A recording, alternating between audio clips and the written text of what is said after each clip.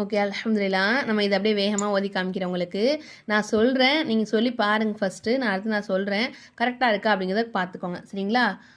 ஃபத்உ லனா ஃபல் ஆன ஃபன் ஃபஜரத். நம்ம பார்த்துக்கோங்க, இந்த இடத்துல அந்த அலிஃப்லாம் நான் வாசிக்கலை. சரிங்களா?